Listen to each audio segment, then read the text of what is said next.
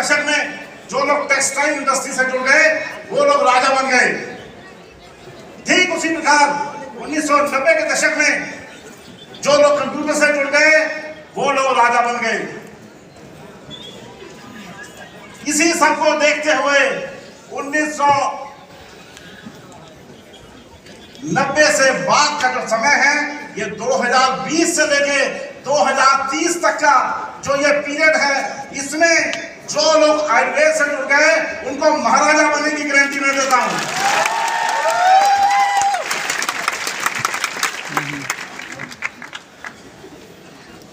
हरिद्वार में कुछ समय पहले कुंभ हुआ था, जानते होंगे आप लोग। हमारा नेक्स्ट सेमिनार भी मेरे हरिद्वार में ही है। वहां पे देश के विदेश से लोग भर भर के आते हैं गंगा स्नान करने कुंभ में, और उनका ये मानना है, उनकी ये धारणा है कि कुंभ में स्नान करने से उनका लोक पर लोक सुधर जाएगा। ये उनकी आस्था कितनी सच है ये तो मैं नहीं जानता, लेकिन IMCS महाकुंभ में आयुर्वेद रूपी गंगा में जिसने स्नान कर लिया उसका ये लोग सुधर जाएगा, मैं आपको विश्वास दिलाता हूं।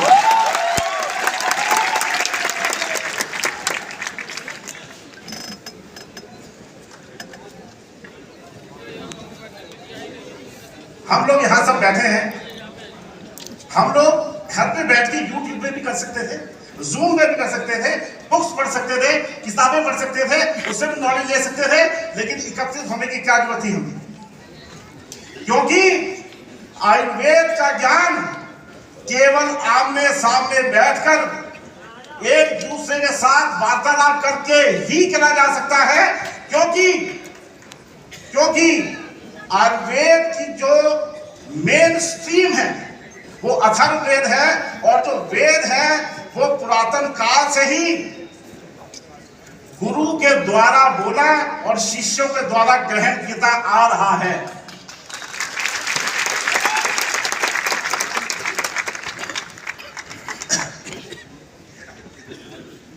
एक छोटी सी एग्जांपल देकर समझाना चाहूंगा क्यों। एक शिव तांडव स्तोत्र का एक श्लोक है, जटाटवी गलत जल प्रवाह पावितस्थले गले वलम लंबिताम भुजंग तुंग मालिकाम डमट डमट डमट डमट डमट निना डमट वयम। ये जो डमट डमट डमट डम है, किसी का बाप लिख के दिखा दे मुझे, मैं मान जाऊं। कोई लिख नहीं सकता इसको। ये बोला, समझा और ग्रहण किया जा सकता है। बिल्कुल वैसे ही आयुर्वेद को बोला, समझा और ग्रहण किया जा सकता है, ऐसे ही एक साथ बैठकर।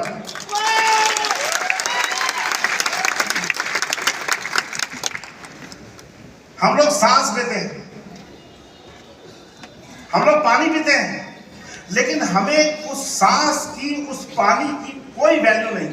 क्यों? हमें सहज वो उपलब्ध है, हम आराम से सांस लेते हैं, क्योंकि ऑक्सीजन की मात्रा पूरे ब्रह्मांड में बहुत अच्छी है, इसलिए हमें उससे कोई दिक्कत नहीं है। जल अबंडेंस में हमारे पास है, हम जल पीते हैं, उसकी हमारी कोई वैल्यू नहीं है। लेकिन कोरोना के समय में जब लोगों को एक एक सांस के लिए हजारों लाखों रुपए देने पड़ रहे थे, तब हमें उसकी वैल्यू पता चली कि नहीं? एक प्यासे व्यक्ति को एक गिलास पानी मिल जाए, उसके लिए वो हजारों लाख रुपए कुर्बान कर सकता है कि नहीं? तब तक वैल्यू नहीं पता चलती है, तब तक वो चीज सहज हो। जाके पूछिए उन 25 करोड़ विदेशी आयुर्वेदिक यूजर से जो आयुर्वेदिक दवाइयां यूज कर रहे हैं, 25 करोड़ लोग जो आयुर्वेदिक दवाइयां यूज कर रहे हैं, उनसे जाके पूछिए वो कैसे तल्ले काट काट के आयुर्वेदिक दवाइयां इंडिया से मंगवाते हैं। उनको सहज नहीं है आयुर्वेदिक दवाइयां, वहां पे जीरा, अजवाइन, सौंफ, अदरक, इलायची ये सब सहज नहीं है, इसलिए उनको इसका मूल्य पता है। हमें ये बहुत, हम बचपन से देखते आ रहे हैं, हमारे घर में हल्दी है, जीरा है, अजवाइन है, तुलसी है, हमको इजीली मिल रहा है ये सब कुछ, इसलिए हमें उसकी कदर नहीं। आज हमें समझना पड़ेगा कि ये जो आयुर्वेद है, ये आयुर्वेद कोई 5000 साल पुरानी पद्धति नहीं है। ये आज समझना पड़ेगा आप लोगों को। आज तक ये सुनते आ रहे हैं आप लोग 5000 साल पुराना, 5000 साल पुराना, नहीं। ये सत्य सनातन सर्वदा है। ये सबसे पुराना है, इससे पुराना ना कुछ है ना कुछ होगा। जब से सृष्टि बनी है तब से आयुर्वेद है। श्री कृष्ण ने गीता में क्या बोला है? जो व्यक्ति जन्म लेगा उसकी मृत्यु निश्चित है। जो जो पैथियां दुनिया में आप सुनते आ रहे हैं, मैं नाम लेना नहीं चाहूंगा, जो भी पैथी आप सुनते हैं, जो भी मेडिकल साइंस की पैथी आप सुनते आ रहे हैं, उसका जन्म हुआ है। और जिसका जन्म होगा उसकी वाह कमाल है। और जिसका जन्म ही नहीं हुआ है वो अजन्मा है, सत्य है, सनातन है और हमेशा पूर्ण ज्ञान है, और वो ज्ञान है आयुर्वेद।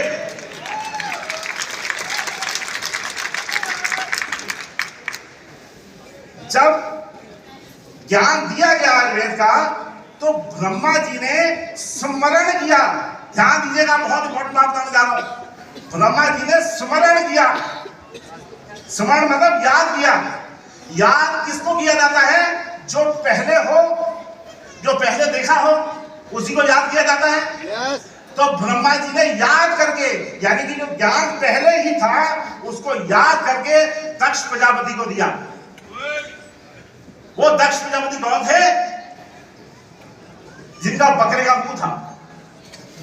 वो ज्ञान इसको आगे ट्रांसफर किया गया अश्विनी कुमारों को, जिनका घोड़े का मुंह था।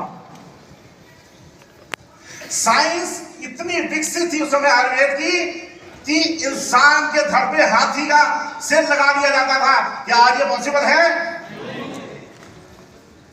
इसलिए जो आयुर्वेद है वो सत्य सनातन है, पहले भी था, आज भी है और आगे भी रहेगा।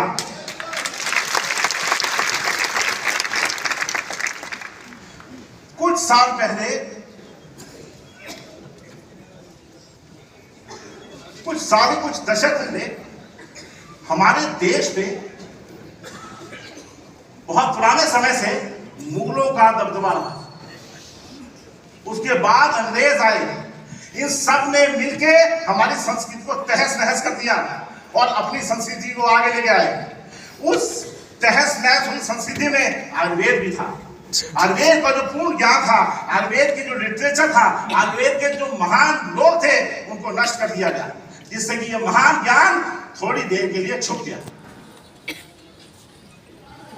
और जब देश आजाद हुआ तो हमारी सरकार के पास इतने फंड नहीं थे कि दोबारा से आयुर्वेद को खड़ा किया जाए, दोबारा से इसकी रिसर्च एंड डेवलपमेंट की जाए, दोबारा से आयुर्वेद को महान बनाने के लिए उसकी प्रक्रिया शुरू हो। लेकिन ये उस समय पॉसिबल नहीं था। लेकिन उसी कारणों की वजह से आयुर्वेद में कमियां आने लगी। क्या कमियां आने लगी? जो रॉ मटेरियल था वो हमें अच्छी क्वालिटी का मिलना बंद हो गया। अगर रॉ मटेरियल मिलता भी तो उसकी प्रॉपर ट्रांसपोर्टेशन जो थी वो प्रॉपर नहीं हो पाती थी। अगर ट्रांसपोर्टेशन हो भी जाती थी तो जो उसकी प्रोसेसिंग थी वो इतने पुरानी टेक्निक की थी कि आयुर्वेदिक की अच्छी क्वालिटी की दवाई बना पाना बड़ा मुश्किल था। और अगर ये पॉसिबल भी था तो हमारी जो शेल्फ लाइफ थी, जो सामान रखने की जो ड्यूरेशन होती है, वो खराब थी, जिसकी वजह से आयुर्वेद जो है वो धीरे धीरे धीरे धीरे पिछड़ता चला गया। और इसी प्रक्रिया में जो आयुर्वेद के समान खड़े हो गए अंग्रेजी दवाई वाले, जिन्होंने बोला नीम हकीम खतरा है जान। ये बताया गया लोगों को, हमारे इंडियंस लोगों को, कि आपकी जो पैथी है वो पुरातन है, नॉन साइंटिफिक है, कोई टेक्स्ट नहीं है इसका, कोई साइंटिफिक कोई बेसिस इसका नहीं है। और हमें हीन भावना भर दी गई आयुर्वेद को लेकर। लेकिन एक व्यक्ति ने यह पहचाना कि आयुर्वेद की कमियां क्या हैं और आयुर्वेद में पावर क्या है, किस लेवल का आयुर्वेद है, कहां तक जा सकता है, विश्व गुरु बन सकता है। इसी आयुर्वेद को लेकर एक व्यक्ति ने पहचाना और उसने क्या किया, रॉ मटेरियल सही तरीके से उसकी प्रिक्योरमेंट शुरू की, उसकी ट्रांसपोर्टेशन बहुत अच्छी क्वालिटी की, जो प्रोसेसिंग थी वो इंटरनेशनल लेवल की, जो पैकिंग थी वो वर्ल्ड क्लास लेवल की जो अवेलेबिलिटी थी वो पूरी इंडिया में, पूरी दुनिया में कराने की कोशिश की गई। और ये डेवलपमेंट करने के बाद आयुर्वेद दोबारा से चढ़ाई चढ़ने लग गया, दोबारा से विश्वास बनाने लग गया, दोबारा से अपने गौरव को पाने लग गया। और उस व्यक्ति का नाम मैं बताना चाहूंगा आपको, दानवीर, कर्मयोगी, युग पुरुष, धीरों के धीर, हमारे अपने डॉक्टर अशोक भाटिया।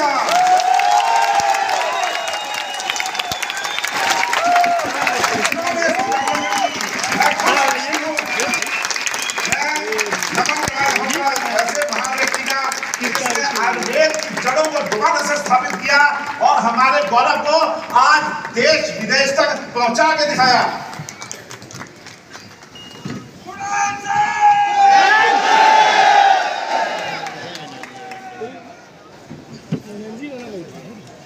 आयुर्वेद और आईएमसी में कोई अंतर नहीं है।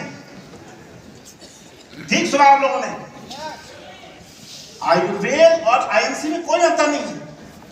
आयुर्वेद को बहुत ही ब्यूटीफुल तरीके से आईएमसी ने समझा।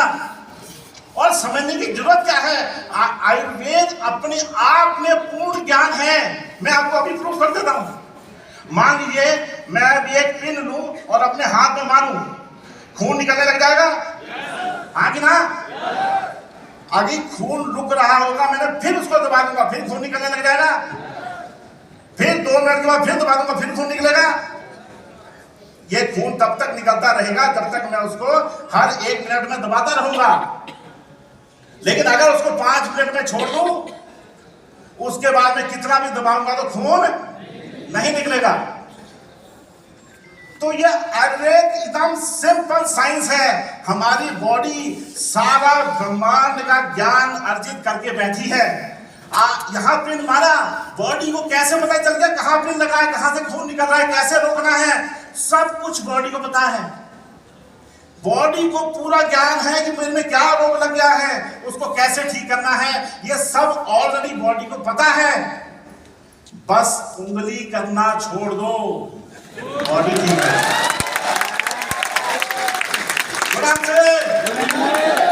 कोई रोग उत्पन्न आप में हो रहा है, खाना छोड़ दीजिए। जो चीज रोग उत्पन्न कर रही है उसको छोड़ दीजिए, बॉडी को समय दीजिए। कैंसर का बाप अपनी बॉडी ठीक कर देगी।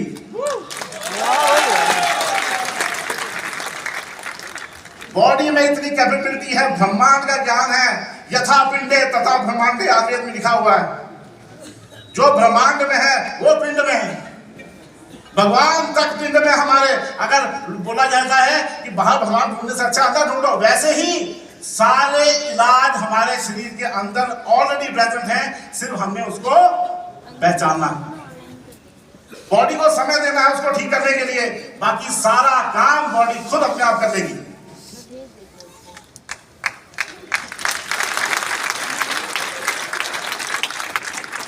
मैंने पहले बताया आपको, आईएमसी और आयुर्वेद में कोई अंतर नहीं। क्यों अंतर नहीं? चलिए इसके बारे में थोड़ी देर में बात करते हैं। पहले ये बताइए, हम साइंस की बात कर रहे हैं, हम बॉडी की साइंस की बात कर रहे हैं, हम मेडिकल साइंस की बात कर रहे हैं, तो ये तो पता होना चाहिए कौन स्वस्थ है कौन नहीं। तो स्वस्थ कौन है हमें? कोई आप में से है जो स्वस्थ है? कोई है स्वस्थ, हेल्दी है कोई? अगर आपको यही नहीं पता तो हेल्दी कौन है, तो रोगी का कैसे पता लगाएंगे और कैसे उसका इलाज करेंगे? पहले यह पता होना चाहिए कौन हेल्दी है, उसके बाद पता चलेगा कौन अनहेल्दी है। तो हेल्दी की कोई परिभाषा है क्या? क्या है परिभाषा?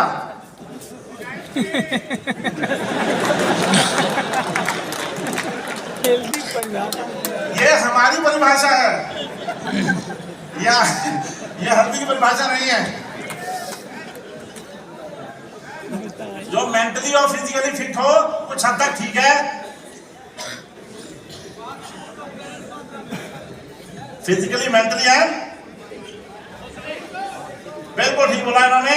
हमारे आयुर्वेद में 5000 साल पहले स्वस्थ व्यक्ति की परिभाषा बता दी गई थी। समदोषः समग्निश्चः समधातु मनक्रिया प्रसन्नात्मेन्द्रिय मनः स्वस्थस्य दीर्घयते।